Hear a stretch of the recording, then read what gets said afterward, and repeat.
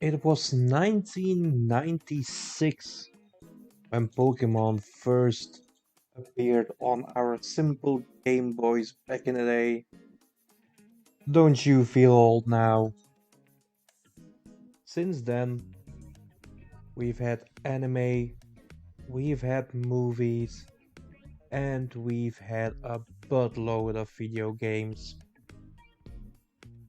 The popularity of Pokemon has waxed and waned over the years, because let's face it, more than 20 years is a long time for any franchise. It's had its successes. Think about the first generation launch, the first anime, and definitely the first Pokemon movie, and it had its failures. Black and White 2, recently Sword and Shield, and an awful remake of that first movie. Let's not forget we also had that one glorious summer when everyone was outside, hopping fences, standing still in the middle of the streets in order to capture Pokemon in Pokemon Go. With so many years and so many generations currently available in Pokemon, it's only natural that some weird decisions have been made. I'm not talking about just Gen 5, because if you've heard me on Gen 5 before, you know I have some very strong opinions about that generation. But other generations as well have had some weird evolutions in there. And that's what we're delving into today. I'm Chris from Nordic Geek Live, and here are 5 Pokemon evolutions that just don't make sense.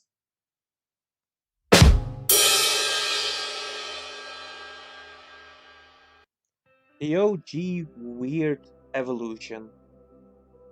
How can this little useless fish evolve into this awesome water dragon creature? Now, as we all know, one of the only things Magikarp can do is splash around a bit. Its stats are piss poor in any game, and still, somehow, it manages to evolve into the ferocious, angry beast that is Gyarados. It's weird, right? It's basically the equivalent of your little bunny at home suddenly transforming into a lion. It would make no sense then, and it makes no sense now in regard to Magikarp.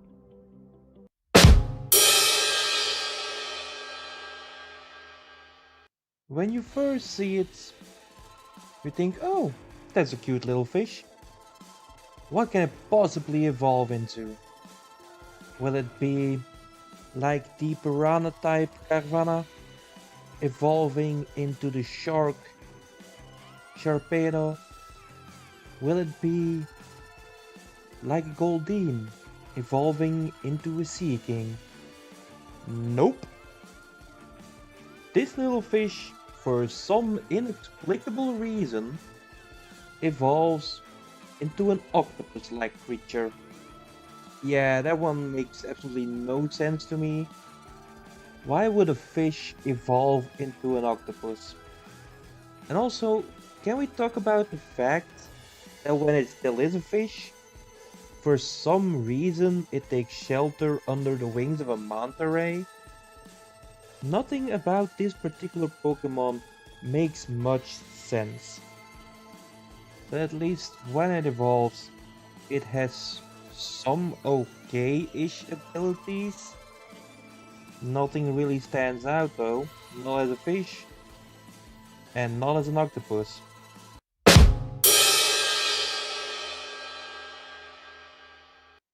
For our next entry, we once again go back to the original 150. We're taking a closer look at Dragonair.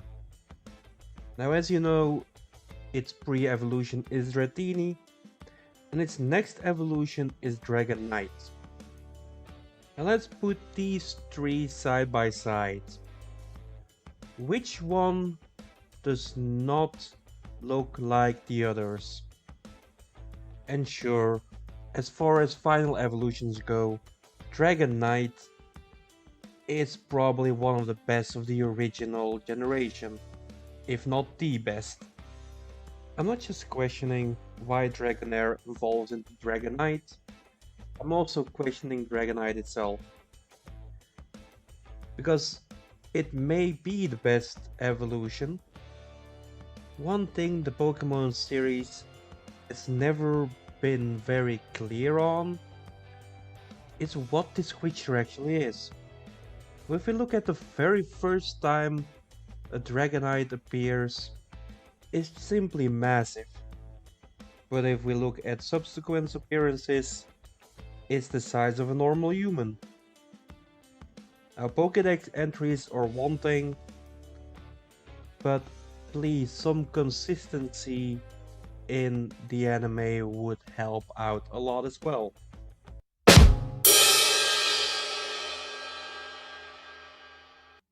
And we're in Generation 5 again. Anyone surprised about my choice? I mean, you know how I feel about Gen 5. So, the three starters from Gen 5 are Sniffy, Tepig, and Oshawott. Now, Tepig ultimately evolves into Ember, a fiery wrestling kind of Pokemon. Wonderful, looks great. Oshawott evolves ultimately into Samurott, a seal samurai kind of water Pokemon. And what does Sniffy get? Superior, who is just, I think, a color swap from an Ekans. Just look at it. Take an Ekans, paint it green, give it a color, and you have Superior. That's all that this Pokemon is. Why does Sniffy or Servine have to lose their legs and their arms in order to get this snake-like creature? Now, the grass starters haven't always been the best ones, fair enough. But say what you want, Torterra, Venusaur, and Sceptile at least had a certain thing going for them. This one, not so much.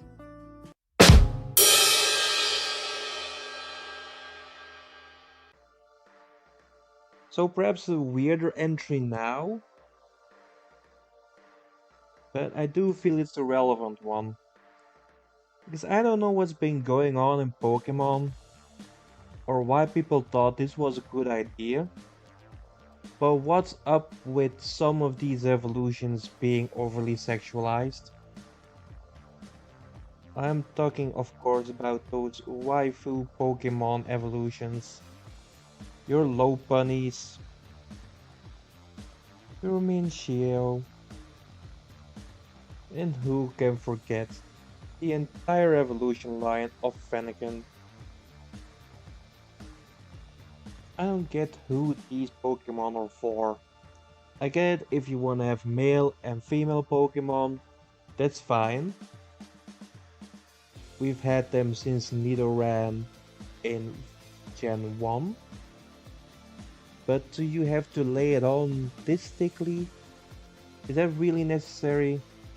Because I don't know for you guys, but I have never looked at a Pokemon and thought, man, I want to bang that. You know, maybe it's just me. Maybe I'm the weird one here who doesn't appreciate furries. I mean, I'm not shaming anyone here, but I don't think it has its place in Pokemon. So that's our list. Let us know what you thought about it down in the comment section below. Subscribe to the channel if you haven't already, and please share this video with your friends as it does help us grow. Until the next video, I've been Chris from Nerding Life, and I will talk to you all soon.